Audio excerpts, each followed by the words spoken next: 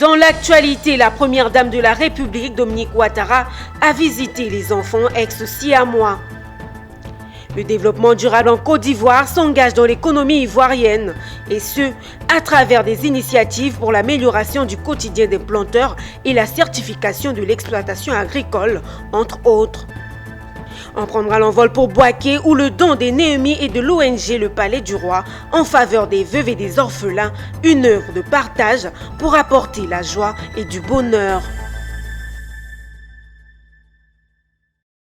Bonne et heureuse semaine à vous, chers téléspectateurs de la télé utile Business 24 Africa. Bienvenue dans cette nouvelle livraison d'actualité. Ouvrons ce journal avec la santé reproductive. La première dame de la République, Dominique Ouattara, a visité ce lundi 6 janvier les enfants ex-siamois. Après l'exploit de la séparation de ses enfants à l'hôpital mère-enfant de Bingerville, la première dame de Côte d'Ivoire s'y est rendue ce matin, accompagnée d'une forte délégation dont le ministre de la Santé, Dominique Ouattara, est allé constater de visu la réussite de l'opération réalisée par des chirurgiens franco-suisses et ivoiriens. Reportage Konena Norgo et Marius Seri.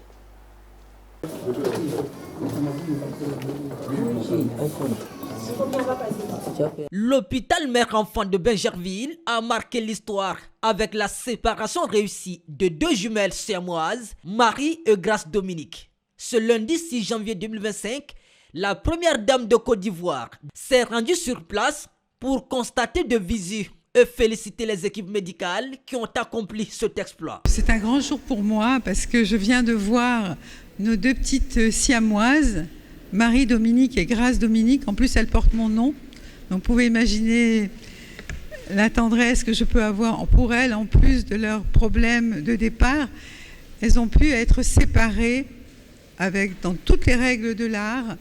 Elles avaient un problème de foie qu'elles avaient en commun et de problèmes digestifs. Donc, c'était une opération compliquée qui a duré plus de 13 heures et 16 heures de réanimation et d'anesthésie.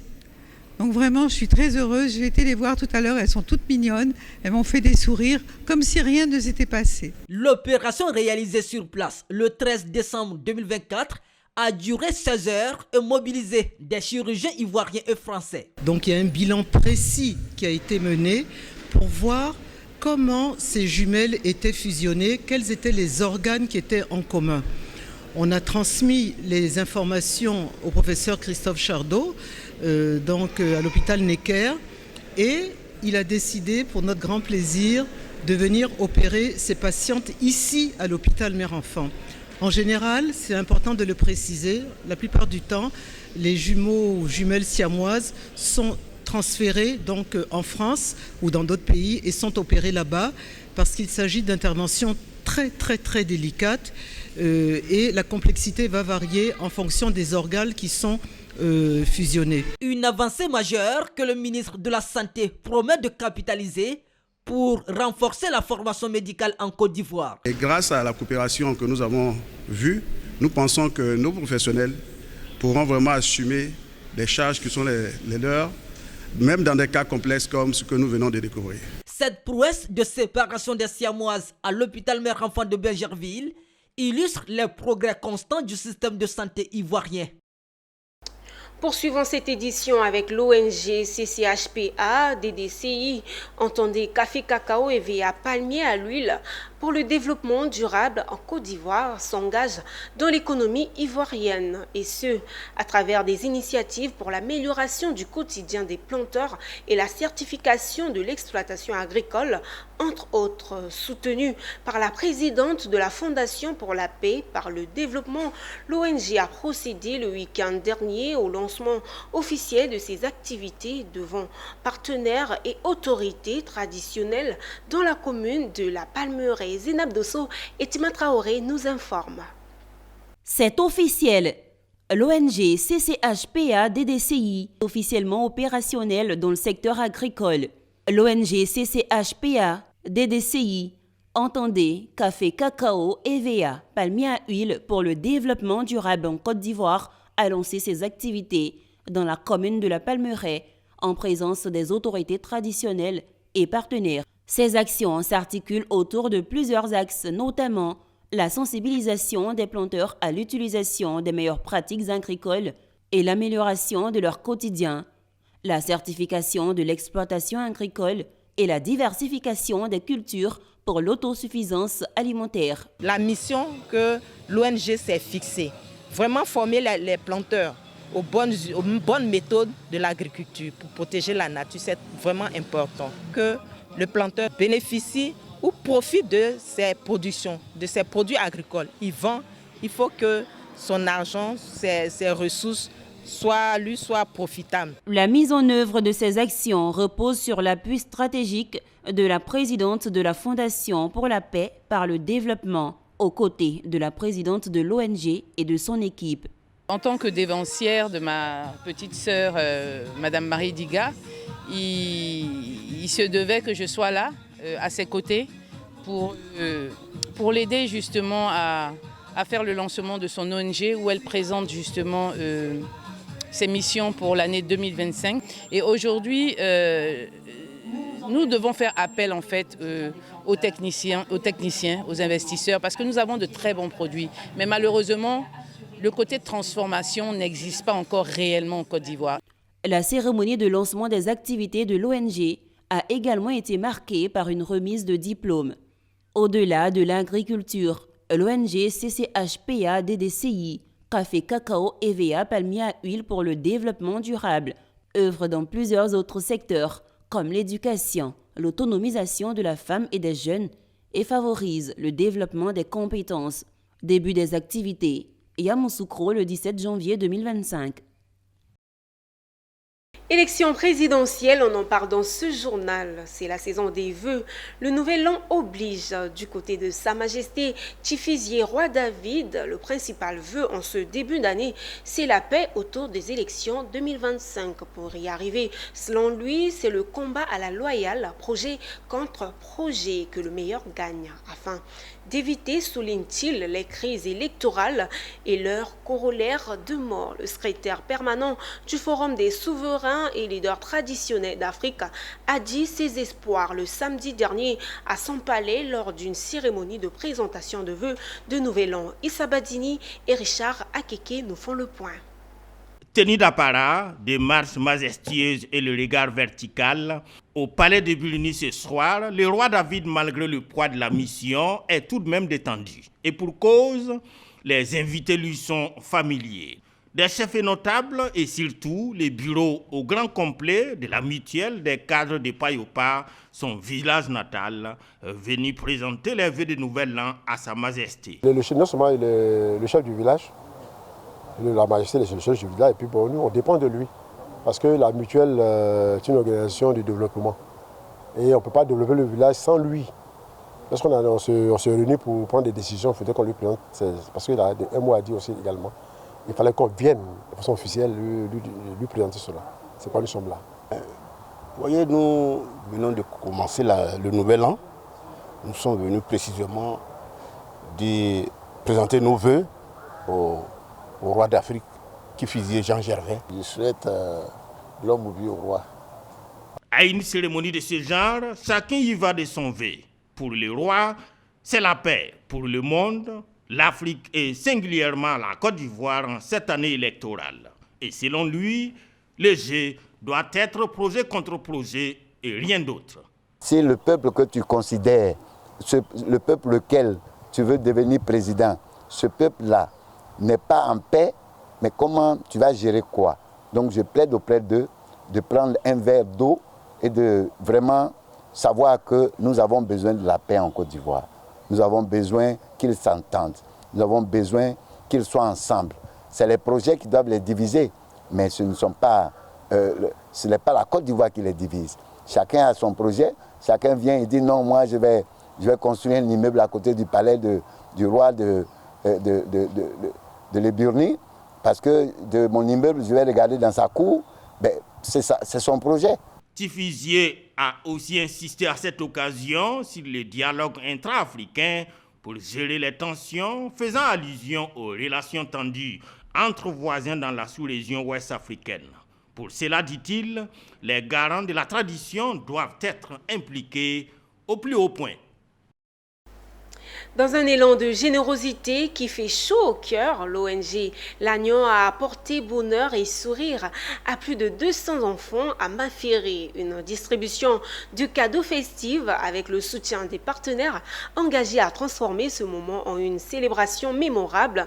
Père Noël, danse et joie partagée. Retour sur cet événement qui illustre à merveille le pouvoir d'un geste simple pour illuminer une vie. Emmanuel Kakou. Maféré, plus de 200 enfants reçoivent des cadeaux grâce à une initiative généreuse de l'ONG Lannion.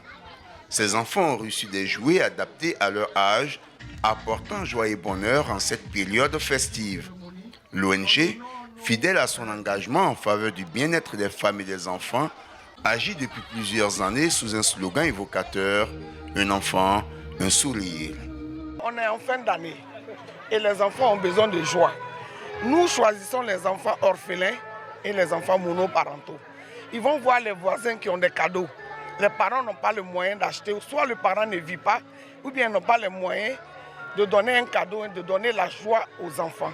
Donc nous avons décidé d'ajouter à notre palmarès les remises de cadeaux. Ça fait maintenant 5 ans que nous le réalisons. L'ambiance festive a réchauffé les cœurs. Les enfants ravis ont dansé avec le Père Noël, venu spécialement pour l'occasion.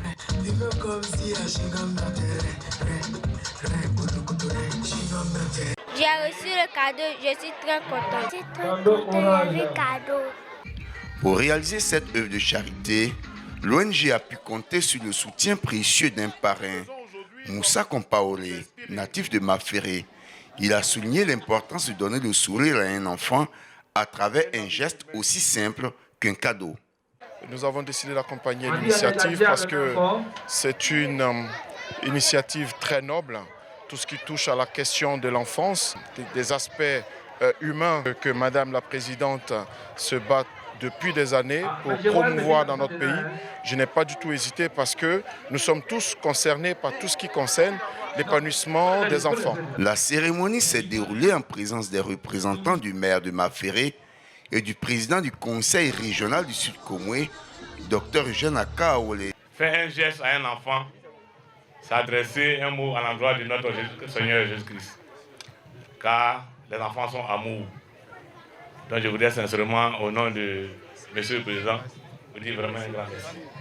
Un événement mémorable qui restera gravé dans les cœurs des enfants et de la communauté. Toujours à l'intérieur du pays, le comité local de gestion du parc national du Mont-Sangbé a tenu à la salle de réunion de la préfecture de Biakouma sa 4e session annuelle. Au cours de cette rencontre, le bilan annuel a été présenté, occasion pour le préfet du département de féliciter et encourager les gestionnaires et acteurs du parc. Reportage Théodore Kanga, notre correspondant. Cette rencontre a permis de dresser le bilan des activités menées en 2024. Il ressort de ces assises que le bilan est jugé satisfaisant. On note globalement que les indices d'agression sont en baisse par rapport aux années précédentes. Donc cela montre l'impact de la surveillance, du suivi écologique, des appuis aux populations, en tout cas de toutes les activités que nous menons dans le parc national du Mont-Sangbé. Le bilan il est positif. Et vous avez tout suivi, on a un taux de performance de plus de 80%. En vue de mieux préserver le parc, un concours dénommé Prix Vert est initié chaque année pour récompenser les villages éco-citoyens engagés dans la conservation du parc. Pour le prix 2024, le meilleur village éco-citoyen recevra une dotation de 1 million de francs CFA. Par ailleurs, ce montant sera revu à la hausse en 2025, soit 1 500 000 francs pour le premier village, 1 million pour le deuxième et 500 000 francs pour le troisième. La cerise sur le gâteau est que un prix spécial est destiné à la meilleure association villageoise pour la conservation et le développement, AVCD. Ces différents prix visent à renforcer l'implication communautaire. Vraiment pour récompenser les villages qui nous aident le plus à conserver le parc national du Mont Sangbé. À partir de 2025, c'est 3 millions qui seront octroyés aux populations pour l'effort qu'ils font pour nous aider à préserver le parc national du Mont Sangbé. Sans oublier la contribution de la Fondation pour les parcs et les aides de Côte d'Ivoire pour 500 000 francs pour la meilleure AVCD, Association villageoise de conservation et de développement. Et en ce qui concerne nous, Conseil régional de Tonkoui, nous sommes d'autant plus satisfaits parce que jusque-là, nous attendions l'avis de non-objection de l'AFD sur la convention et cet anneau-là vient d'être donc accordé. Et donc c'est une satisfaction et nous croyons que probablement début janvier, les activités pourront commencer par la signature même de la convention entre les deux parties. Au regard du travail abattu, Yaya Koulibaly, préfet du département de Biancouma et président du CGL, a félicité et encouragé les membres du comité de gestion du parc. Restons à l'intérieur du pays, des sacs de riz, des bidons d'huile, des pâtes alimentaires, des couches pour bébés et bien d'autres articles. C'est l'important don des Néhémies et de l'ONG Le Palais du Roi en faveur des veuves et des orphelins de Boaké, une œuvre de partage pour apporter la joie et du bonheur aux bénéficiaires en cette fin d'année. Notre correspondant Emmanuel Bonzo était témoin de cet événement. Ce sont près de 3 millions de dons que les Néhémies de l'Église des Assemblées de Dieu et l'ONG Le Palais du Roi apportent aux veuves, aux orphelins de la pouponnière de Boaké et aux personnes démunies. Une œuvre de portée sociale en cette fin d'année pour permettre aux bénéficiaires de vivre également ces moments festifs dans la joie et la gaieté. Depuis 2017, nous faisons chaque action sociale en faveur de la police, en faveur des sapeurs-pompiers, en faveur des hôpitaux. Pour cette année, précisément, nous avons voulu les veuves et les orphelins pour que ce soit le point de départ d'une action continue à leur endroit.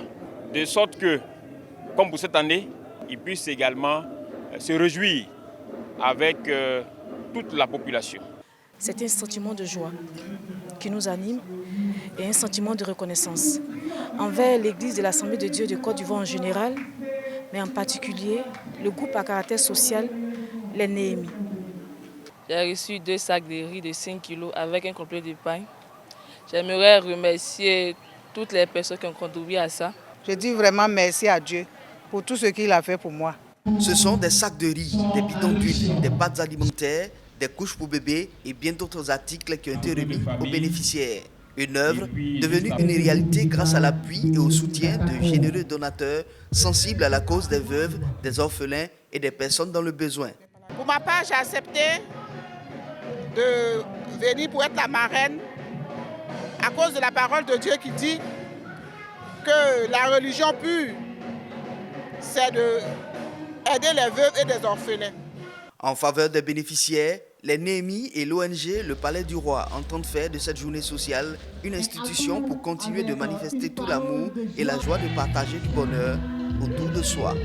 Et à Yamoussoukro, les acteurs du ministère du Commerce se sont réunis pour un atelier de formation des capacités des acteurs du ministère du Commerce, de l'industrie et de la promotion des PME dans le but de renforcer leurs capacités pour mieux gérer les défis auxquels ils font face. Pour ce faire, ce présent atelier dans le thème est le mode de recouvrement des recettes diverses selon l'éthique de l'administration financière publique, a pour objectif de former les directeurs centraux, régionaux et départementaux dans ce secteur afin d'accroître les recettes économiques du pays, mais aussi il sera un moteur pour les agents du ministère. Suivez ce reportage.